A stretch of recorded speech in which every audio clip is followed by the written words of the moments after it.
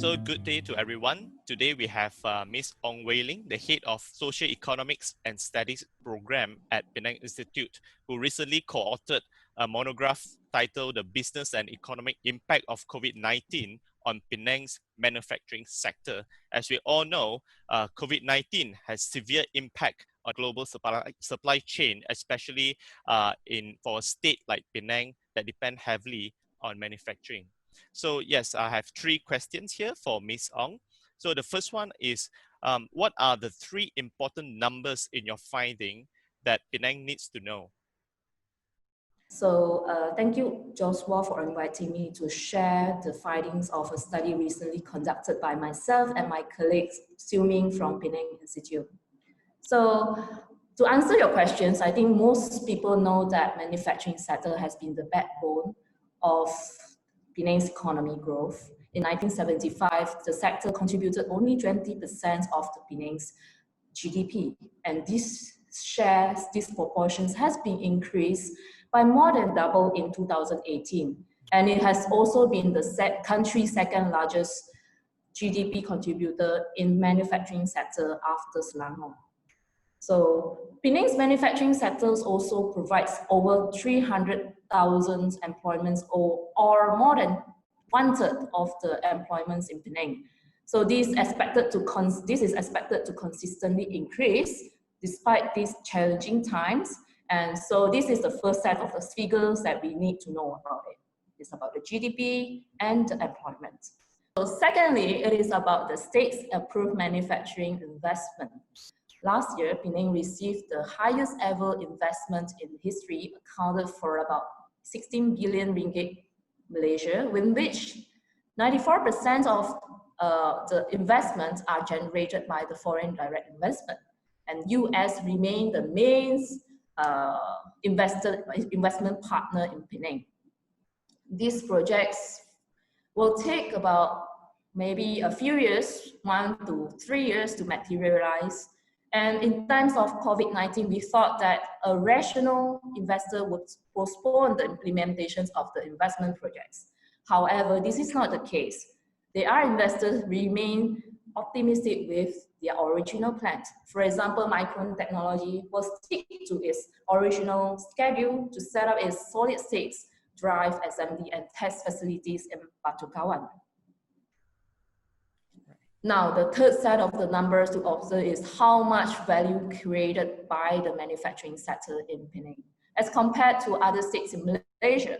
Although Selangor's manufacturing output was the highest nationwide, valued at 82.2 billion ringgit Malaysia, or 28% of the total value added output produced in Malaysia. However, Penang's actually produced the highest average value created per employee.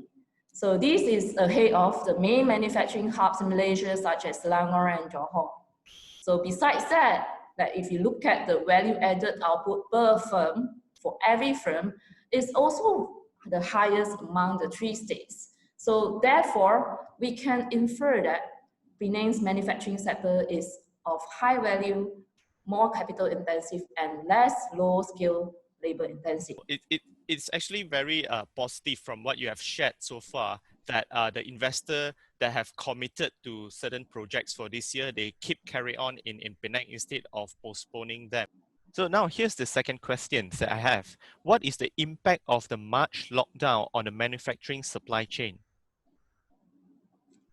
The MCO reviews the importance of local manufacturing supply system. China has been the largest suppliers in these regions, with more than 5 million companies, which has tier 1 and tier 2 linkages, which have been affected by the virus. In reality, only 15.2% of the businesses in the Chinese manufacturing sector were impacted by the lockdowns in China. And these were largely confined to Guangdong, Zhejiang, and Shandong. Although the proportions seem small, the ripple effect of the supply chain contagion is enough to damage the global business operations and supply chains significantly. This affected across the industries from E&E, M&Es, the machinery and equipment, medical devices, and so on and so forth. with MCO in place, many companies are having to consider whether a China-centric supply chain is sustainable. So with the border controls, firms that rely on the overseas supply chains will have to look for alternative suppliers and parts that are available locally. The survey found that some MNCs, actually many of them, have also obtained most of their supplies from companies based in Malaysia. This shows that importance of the local and foreign companies to expand their supply chain space and have multiple alternative suppliers feed it while enhancing the supply chains management system at the same time.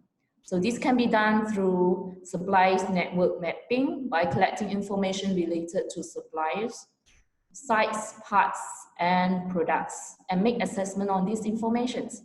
With Penangs having a well-established manufacturing ecosystem and inventory of local suppliers is urgently needed, especially when supply chains are disrupted on a global scale. Okay, besides the pandemic, we are also seeing riots and looting in the United States and a rising geopolitical tension between China and other countries. So what would the implication be for Penang's manufacturing sector? Okay, as I mentioned earlier, Penang's economy is highly reliant on the global economy performance, particularly in the US, because US is the highest contributor in terms of investment. So amid the rising trade and geopolitical tensions between the US and China, it in fact actually gives an opportunity to the foreign companies who are based in China to consider about Penang as their next investment destinations. Not only that, the US companies who have operations in China may consider to relocate their operations to Southeast Asia due to the lower tariff rate.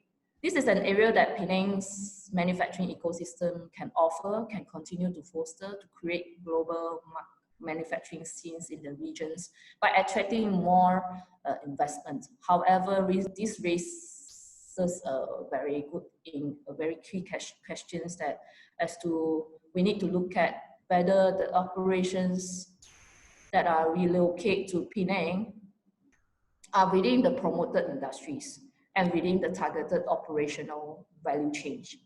So what we can see now is that Penang's E&E industry will gain from this tension. But the process of to move or to relocate the Chinese facilities to other places, I think like Penang might take a while. It may be slow. This is also because of the upcoming US general elections, and I think investors are actually looking, especially those have facilities in China, are actually wait for the result of the upcoming US general elections to make a next move. So in short term, we will see that in Penang, I think in Penang and Malaysia, we will see that more intermediate goods are being imported from and exported to China. So, and then China has been the country's largest importer and exporter in the last decade. So about 20% or 15%, and 15% of the Malaysian import and exports are from China respectively. So the rising tensions between the two countries will actually enable Malaysia to import more intermediate goods from China and export the finished parts and components to the US.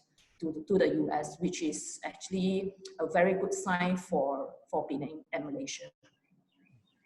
Okay, I think that's all for this session, and thank you very much to Ms. Ong for sharing your insights from your study. So the study is titled The Business and Economic Impact of COVID-19 on Penang's Manufacturing Sector. So again, thank you and have a good day, Ms. Ong.